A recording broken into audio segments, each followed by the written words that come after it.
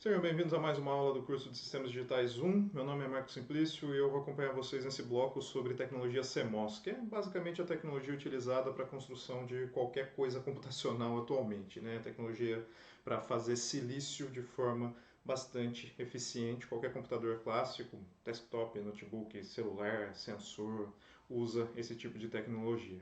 Nessa aula especificamente vamos falar dos blocos construtivos mais básicos para qualquer sistema computacional, que são as portas lógicas. Então, vamos a elas.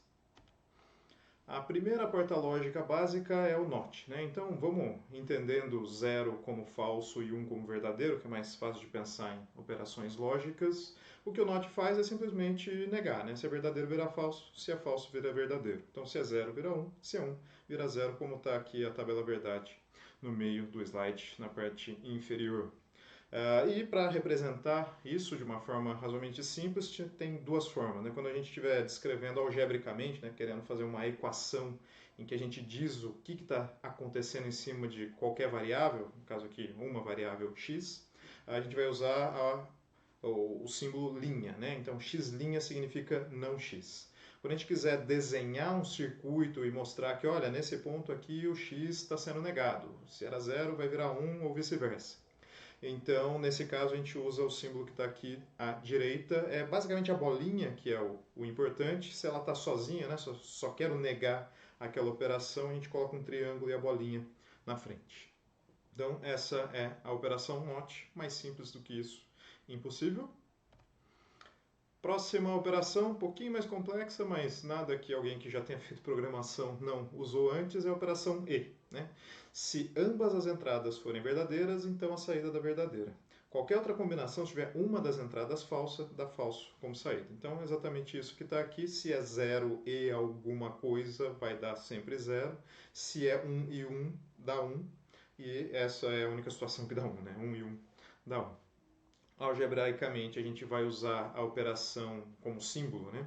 Essa bolinha, que é basicamente você pode pensar em multiplicação, e até funciona, né? Se for ver, dá 0 vezes 0 dá 0, 0 vezes 1 dá 0, 1 vezes 0 dá 0 e 1 vezes 1 dá 1. Né? Então, até dá para pensar aí na operação aritmética que está por trás, mas não confunda, a gente está falando de álgebra booleana, que é lógica, então só está dando 1 no 1 e 1, porque ambos são verdadeiros. E a representação de porta lógica é essa aqui que está na direita, né? Parece um D. Né? A entrada é o x e o y e a saída é o x e y desse Dzinho. A outra porta lógica é o OU, né? Parecido com o E, só que agora qualquer uma das entradas, se for verdadeiro, a saída dá verdadeira. A única situação em que dá zero na saída é quando as duas entradas forem zero. Então tem aqui a tabela verdade correspondente, o símbolo que a gente vai utilizar nesse caso é o mais. Então, x mais y não é para confundir com aritmética, né? É o ou lógico entre x e y. Então, nem funcionaria muito mais, né? Todas as operações funcionam, exceto 1 ou 1 que dá 1, deveria dar 2, né? Não funcionaria muito bem pensar de forma aritmética aqui. Então, aqui tem que ser a lógica mesmo, não pode pensar em aritmética. E a porta lógica correspondente, né? O desenho correspondente, esse está aqui na direita, ele lembra um pouco o E, só que ao invés de ser a entrada ser reta, a entrada é abaulada para dentro. Fora isso, bem parecido com o E.